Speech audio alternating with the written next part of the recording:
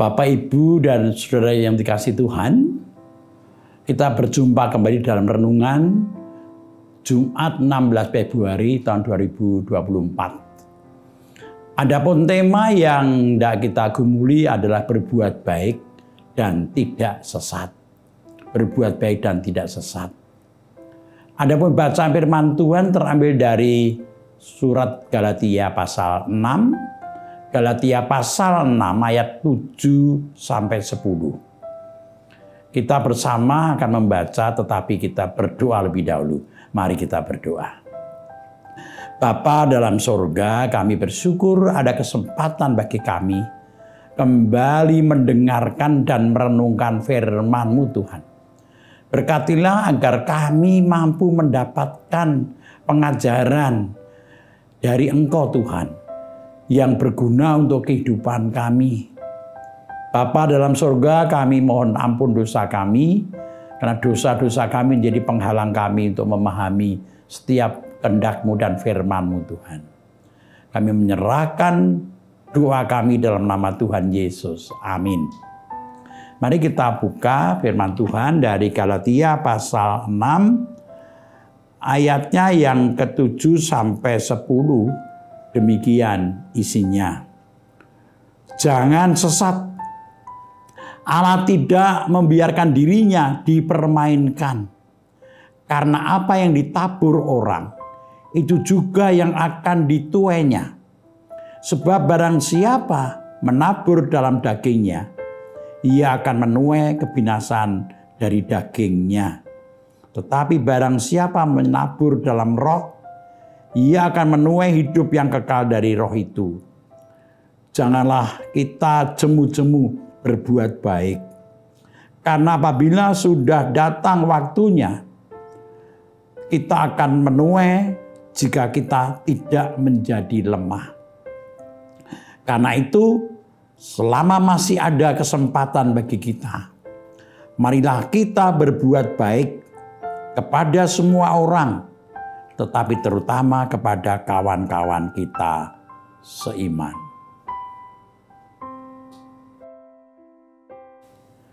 Bapak, Ibu, saudara yang dikasihi Tuhan, setiap saat dalam hidup kita sebagai orang beriman, kita dihadapkan pada dua pilihan. Setia pada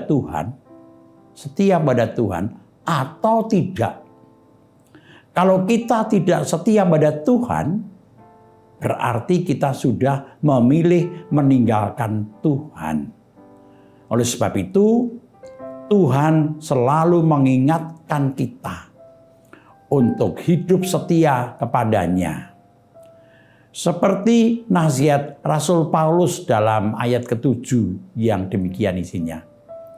Jangan sesat. Allah tidak membiarkan dirinya dipermainkan. Karena apa yang ditabur orang, itu juga yang akan dituai. Seruan Rasul Paulus, jangan sesat. Ini sebuah peringatan agar jemaat hidup berhati-hati. Jemaat bisa hidup berhati-hati sehingga tidak sesat atau tidak jatuh dosa. Dalam Kamus Bahasa Indonesia, sesat mempunyai arti tidak melalui jalan yang benar. Tidak melalui jalan yang benar. Atau salah jalan. Atau menyimpang dari kebenaran. Itulah arti sesat dalam kamus. Rasul Paulus mengingatkan bahwa perilaku sesat sebagai salah satu bentuk dosa, yaitu mempermainkan Tuhan. Jadi sebenarnya perilaku sesat itu adalah salah satu bentuk dosa, yaitu mempermainkan Tuhan. Maka kata Paulus tadi, jangan sesat. Allah tidak membiarkan dirinya dipermainkan. Bapak, Ibu, saudara yang dikasihi Tuhan, Rasul Paulus kemudian menjelaskan bagaimana cara orang mempermainkan Tuhan. Bagaimana cara orang mempermainkan Tuhan. Yang pertama, yaitu orang menyalahgunakan kasih karunia Tuhan Allah. Menyalahgunakan kasih karunia Tuhan Allah itu yang pertama. Jadi karena yakin, percaya bahwa Tuhan sudah menebus dosanya. Tuhan sudah membebaskan dirinya dari dosa, maka orang juga merasa sudah dibebaskan, bebas untuk berbuat apapun. Jadi karena merasa dibebaskan dari dosa, ditebus, maka dia merasa sudah bebas berbuat apapun. Penebusan Yesus disalahartikan untuk berbuat sebebas-bebasnya. Meskipun perbuatan tersebut menyimpang dari jalan Tuhan. Lewat nasihat ini, Rasul Paulus mengingatkan agar jemaat tidak menyalahgunakan kasih karunia Tuhan tersebut. Penyelamatan Tuhan tersebut, penebusan dosa dari Tuhan tersebut. Ini yang pertama. Lalu yang kedua, yaitu tersesat memanfaatkan kasih Tuhan. Jadi kasih karunia sekarang kasih. Memanfaatkan kasih Tuhan untuk berbuat yang tidak baik. Yang kedua, karena yakin bahwa Tuhan itu maha kasih, maka mereka yakin bahwa Tuhan pasti mengampuni dosanya dan tidak akan menghukumnya. Jadi karena Allah itu maha kasih, Tuhan maha kasih, maka pasti mengampuni dosanya dan tidak menghukumnya. Sehingga orang akan dengan sengaja berbuat dosa. Hari Minggu merasa mendapat pengampunan ketika beribadah di gereja. Keluar dari ibadah, lalu kemudian berbuat dosa lagi. Karena yakin bahwa Tuhan yang maha kasih pasti akan mengampuni lagi pada ibadah berikutnya. Maka Rasul Paulus mengingatkan bahwa benar Tuhan itu memang penuh kasih. Itu benar. Tuhan selalu memberikan kasih-Nya yang tak terbatas kepada kita. Tetapi Paulus mengingatkan bahwa Tuhan juga maha adil. Maka Tuhan tidak akan membiarkan kita mempermainkan Dia dengan berbuat dosa dengan sengaja. Jadi Paulus mengingatkan sebenarnya mengingatkan bahwa Tuhan itu maha kasih, tetapi juga maha adil. Tuhan itu tidak akan membiarkan dirinya dipermainkan oleh kita. Kita jangan hanya mengingat pada kasih Tuhan saja yang memberikan berkat pengampunan. Tetapi kita diajak juga untuk mengingat pada keadilan Allah. Keadilan Tuhan yang akan menuntut pertanggungjawaban atas perbuatan-perbuatan kita. Oleh sebab itu, meskipun kasih Allah begitu luar biasa pada kita, lebih besar dari apapun, tetapi kita tetap diingatkan bahwa Allah juga adil, maha adil untuk kehidupan kita. Oleh sebab itu, kita haruslah selalu menjaga hidup kita untuk tidak mempermainkan Tuhan, karena itu tindakan dosa. Sebaliknya, kita tetap berusaha berjalan pada jalan Tuhan dengan benar. Berjalan pada jalan Tuhan dengan benar. Itu yang harus kita lakukan dan kita usahakan terus. Bapak Ibu Saudara dikasih Tuhan, Rasul Paulus juga mengingatkan bahwa kekuatan kita untuk setia pada Tuhan sangatlah terbatas. Kita ini rapuh. Maka Tuhan memberikan Roh-Nya untuk menguatkan kita, agar kita bisa selalu berjalan pada jalan yang benar. Tidak sesat, tetapi selalu mau berbuat baik. Kita tidak jemu-jemu untuk berbuat baik. Meskipun kalau kita berbuat baik, tidak selalu bertemu dengan keadaan dan sikap orang lain yang baik juga dari lingkungan kita. Tetapi keadaan dan sikap orang lain yang tidak baik jangan melemahkan semangat kita untuk berbuat baik. Karena dengan berbuat baik, itu bukti bahwa kita ini milik Tuhan. Dan sekaligus sebagai ucapan syukur kita pada Tuhan yang telah mengasihi kita. Kata Paulus, janganlah kita jemu-jemu berbuat baik. Karena apabila sudah datang waktunya, kita akan menuai karena kita tidak menjadi lemah. Paulus mengingatkan agar kita tidak menjadi lemah. Kita tidak akan menjadi lemah kalau kita hidup tidak mengandalkan diri sendiri. Sebaliknya kalau kita mengandalkan diri sendiri, kita akan menjadi lemah. Kita tidak akan mampu berbuat baik kalau kita mengandalkan kekuatan kita sendiri.